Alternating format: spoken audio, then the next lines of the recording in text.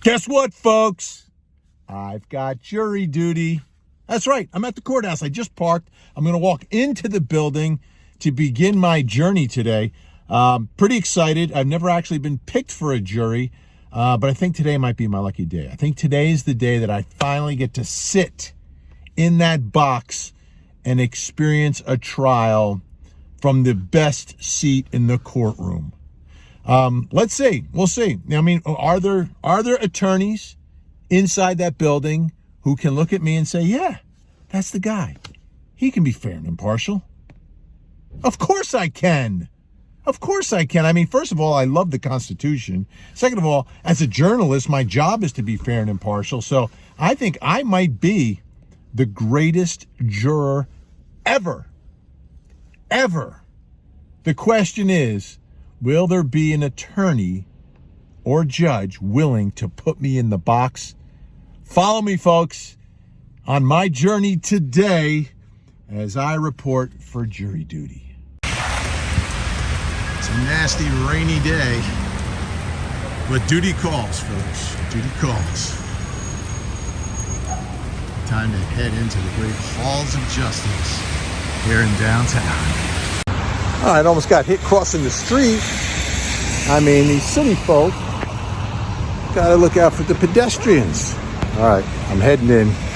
Wish me luck. I get to the jury room. There's 400 or 500 people there. I'm like, no chance I'm getting on a jury today. Then they start calling names. And they say, Juror 31, Vincent Politan. Boom. I get called. I go down to the courtroom, and there's 36 of us, and we all have to stand up and tell the lawyers and the judge a little bit about ourselves. And I tell them my name, and yeah, I host a show on Court TV every night. Then it's time for questions from the lawyers. And not one question about my show on Court TV, what I do, what I say, my perspective, my opinions, zippo, nada, nothing. Unbelievable, folks. They put me on the jury. Last juror picked. I'm on. Details coming up. So now I'm a juror on the case, and let me tell you, what a different experience being in the box.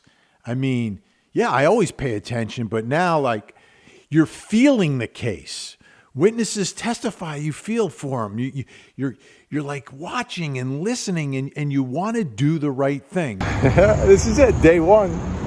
Opening statements coming up this morning. On my way inside the courthouse. It's cold, but I'm ready. Best juror ever. So this case was about a man, hardworking man, like a man's man, who liked to work on his car, mow his lawn, ride his motorcycle. He worked on an assembly line, and he was pretty senior. Got called into work one day and was training some new workers. And the machine gets stuck, and he's unclogging the machine. He pulls his hand out, and then the men say to him, "What happened to your fingers?"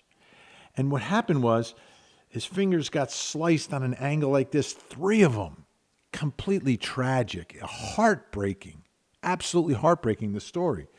But he ends up in an emergency room. Doctor's on call. He shows up, and he's able to get 2 of the 3 fingers back on. The ring finger just couldn't be done. The artery was damaged. It couldn't be reattached. But the other 2, he reattaches the fingertips. Amazingly, he's able to do that. Then one day, the man is washing his hands. And he comes out of the bathroom and says to his wife, "I hope that man didn't put my fingers on wrong."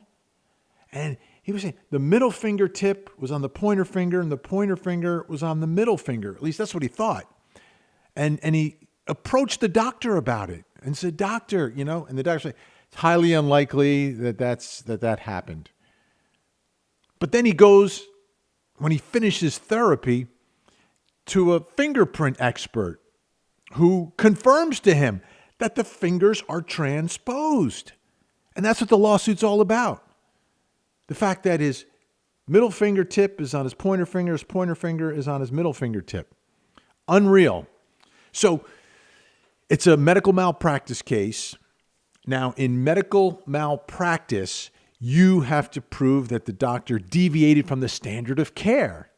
And in this case, they brought in an expert, and this guy came in. He'd been doing these replantations since like the 60s, doing guys coming back from Vietnam. And he's being questioned, and he's older. He's like 87 years old. And everybody knew he's 87 because they said in the opening statements that this 87-year-old expert's coming in. And on cross-examination, the defense attorney, the attorney for the doctor, asked this expert for the plaintiff, the man who's filing the lawsuit, how old are you? And he says, 67. He goes, are you sure? He goes, yeah, I'm 67. He goes, aren't you 87? He goes, oh yeah, I was born in 1928. Do the math. You're born in 1928. You're not 87. So the expert didn't know how old he was. He didn't know what year it was. At one point, he was asked, did you operate on the plaintiff? And he wasn't sure. He didn't know why he was there. But it was conceded that the doctor had transposed the fingers.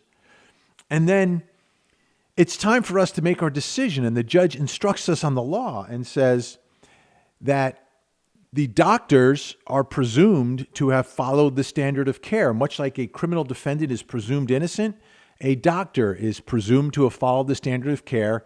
The plaintiff has to prove their case. They have the burden. And to overcome the burden, they need expert testimony. So this whole case was coming down to an expert who didn't know what year it was, what day it was, whether or not he operated on the plaintiff, and he didn't. He just saw him for a day.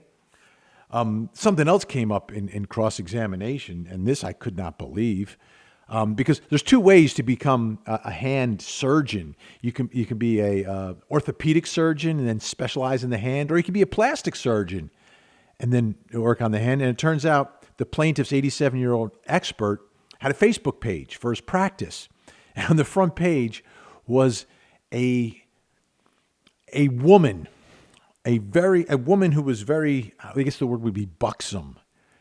And apparently the hand surgeon expert that they called, who didn't know what day or what year it was sort of an expert in breast augmentation. Unbelievable moment. All right, it's Friday. I'm in the elevator in the parking garage. This is it. Find out today if I'm an alternate or regular, closing arguments, deliberations, verdict day. So we're getting ready, and now the judge has to decide who's going to deliberate. Because there's 14 of us. Only 12 will deliberate. And as I suspected, being the last juror picked, I was an alternate. So we waited for the jury to finish. They came back on a Friday. It was great. We got to sit in the box, and me and the other alternate were kind of looking at each other because we have no idea what the verdict is. We hadn't discussed it either. And then, boom, they fined for the doctor, the defendant, the plaintiff who was asking for $9 million, ends up with nothing. On my way out, I'm talking with the alternate. I'm like, I think he may have done better with us in there. And she was like, oh yeah, there was no way I was not going to fine for him. So it's amazing how this all worked out. I don't know if I would have saw the case the same way as the jury did. I may have been able to be convinced one way or the other because I was ping-ponging during those closing arguments. Everything seemed to make sense to me, both arguments. So I wanted to really speak and discuss it with my fellow jurors. And the only one I spoke to afterwards was the other alternate, and she was going to fine for the plaintiff. But at the end of the day, what an experience. Do it. If you get the certificate in the mail, go. And you know, don't have the excuse why you can't go unless you really can't make it. I mean, if you really can't make it, you've got to take care of the kids, work, whatever it is. But if you have the time, the few days, wow, what an experience.